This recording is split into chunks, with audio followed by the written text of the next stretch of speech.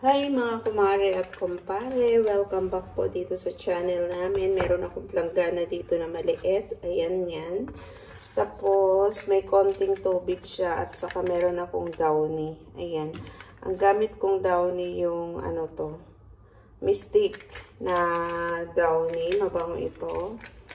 Bali, bubuksan ko siya, tapos ilalagay ko siya dito. Ilalagay ko siya sa konting tubig kasi maglilinis ako ng aming sopa. Bali, ipupunas ko to para mabango yung sopa.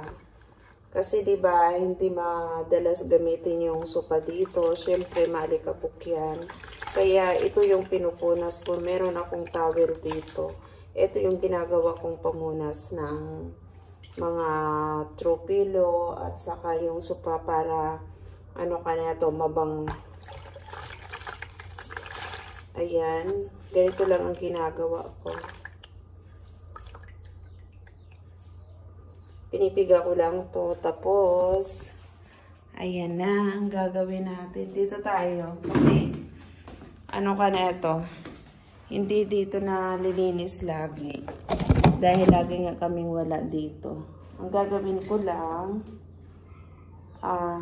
etong mga throw pillow, pinupunasan ko yan. Ginaganon ko. Kasi maalikabok. Wala pa kasing punta, hindi pa to na, ano ka na to, na lalagyan ng punta. Hindi makapunta dito yung nagtatahi. Kasi pag pupunta siya, pag gusto niya pumunta, wala naman bantay sa shop. Eksakto may mga customer. Hindi ko naman mapapatigil yun. Kaya, hindi magkatugma ang oras namin kasi may trabaho siya. Sabi ko, sige na lang pag parehas tayo, free ang oras. Saka na lang ikaw pumunta dito. Para masamahan ko siya. Ganito lang yung gawa ko. Ito. Punas-punas para mabango, para hindi na mamaho yung ating ano ka na ito. Itong throw pillow. Bihira lang naman dito may pumunta sila. Rhea pag pumunta dito, hindi naman dito sa sala nagdidiretso, doon sila sa kwarto kasi nagre-review sila. Ayan. Tapos pag inamoy nyo yung ano nito, ito, ang bango niya. Ang bango ng ano ka nito, itong throw pillow na to. Kasi meron siyang downy. Tapos ito ano ko ulit, kunin ko ang planggana.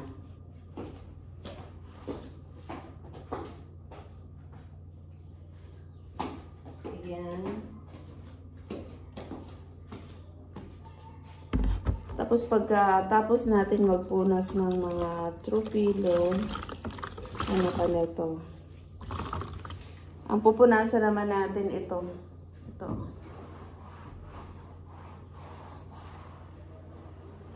Kasi yung alikabok niya.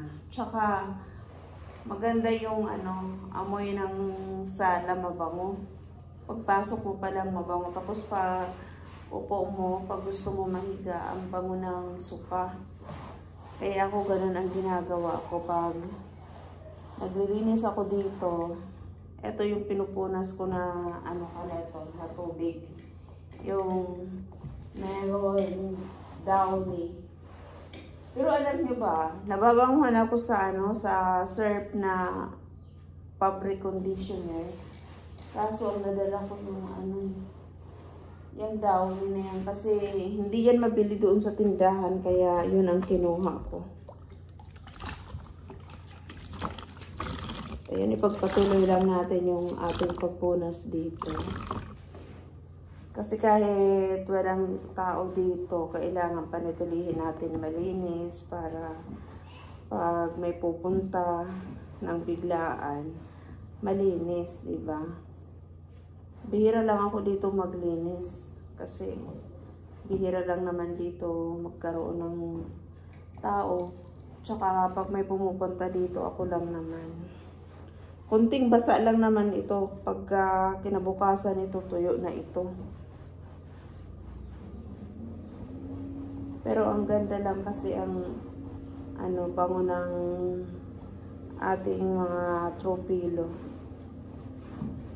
Mahirap din yung maraming bahay, ang hirap maglinis, din nalilinisan. Kasi, syempre kailangan din natin maghanap buhay. Dapat nga gusto ko to paupahan na dito. Kaso ayaw naman ni Nels. Mabababoy lang daw.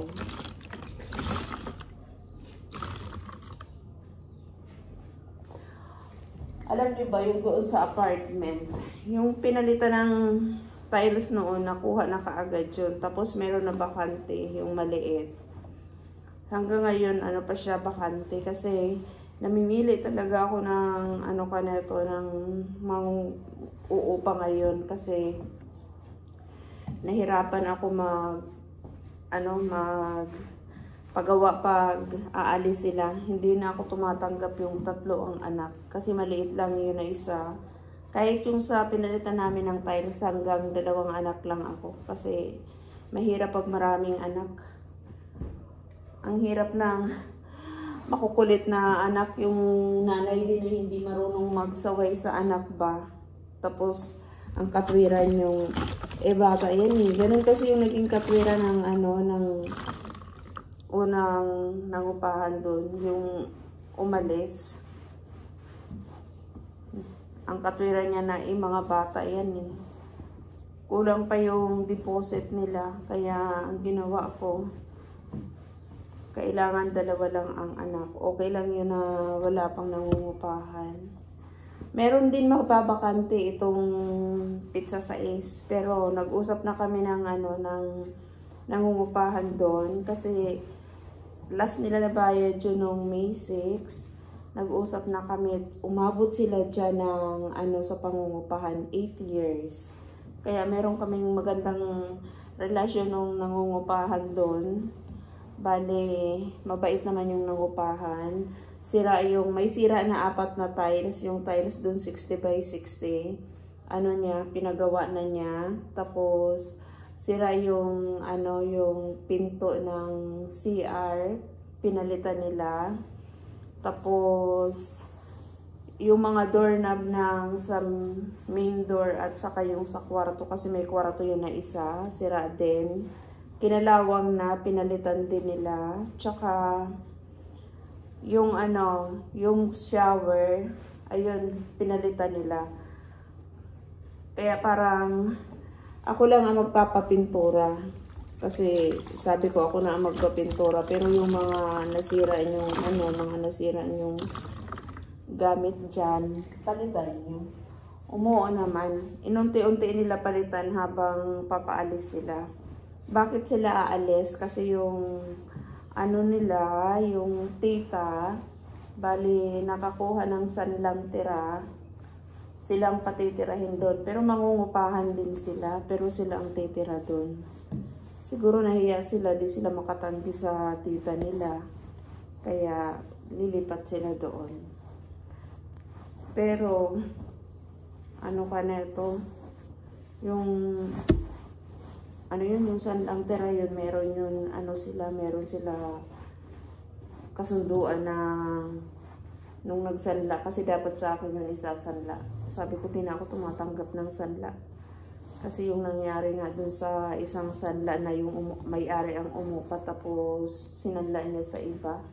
Hindi ko nakuha yung pera. Tapos,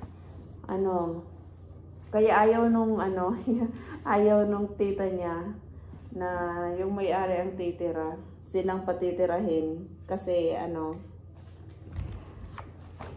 sila yung kamag-anak na pinakamalapit na nangungupahan. Kaya ayun, lilipat sila. Ito, ipagpatuloy natin yung ating paglilinis dito. Ayan, kung nakita nyo, medyo maalikabok siya. Kaya ito pinupunasan natin. Napunasan ko na lahat ng tropilo. Ayan may mga siya. Siyempre pati yung mga sandalan dito kailangan din punasan. Kasi para malinis natin. maalis yung mga alikabok. Bukas nito tuyo na to. Ayan.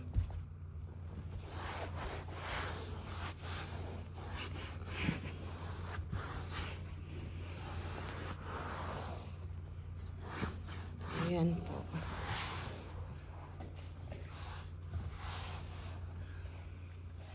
Ayan na lang. Andyan pa yung hairband ko. Ayan na yung ating sopa. Bali, nalinis ko na siya. Ayan, ganyan lang ang pagkaayos ko. Ayan, nakikita nyo, medyo basa siya. Pero bukas tuyo na yan. Pero ang bango niya, napakabango niya. Ganyan ako pag naglinis. Dito kasi ako matutulog. Bukas ng umaga, ang gagawin ko naman, maglilinis ako dito. Tsaka magmamap ako. Ayan lang po sa lahat po ng mga nanonood, sa lahat po ng mga nag-subscribe. Maraming salamat po sa inyong lahat.